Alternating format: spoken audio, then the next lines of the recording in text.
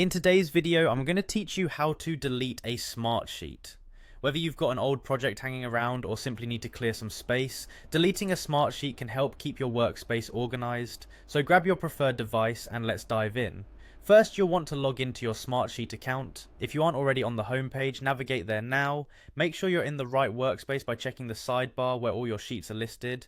This step is crucial because you want to ensure you are making changes in the correct area. Once you've confirmed you're in the right workspace, open the Smartsheet you intend to delete. Click on its name to pull up the sheet, and now let's take a moment to review and make sure this is the actual sheet you wish to delete. It's always a good idea to double check you're not accidentally deleting anything important.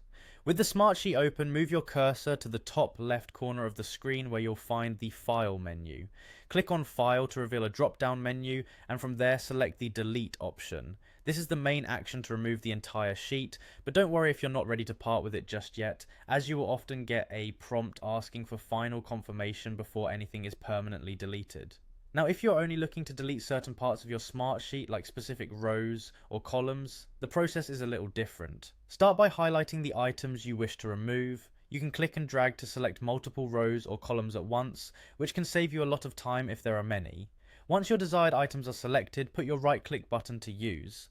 A context menu will appear and you can choose the delete command from there. This functionality is particularly handy for when you want to clean up sections of your Smartsheet without removing the entire sheet. And there you have it, it's really that simple. Whether removing an entire Smartsheet or just tidying up parts of it, following these steps will ensure everything you do is on purpose and effectively managed. Remember, good organization begins with effective data management, and keeping your workspace as clutter-free as possible helps lead to a more productive workflow.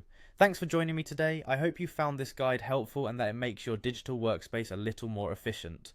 Don't forget to subscribe for more tips and tricks on how to make the most out of your Smartsheet experience. Until next time, happy managing.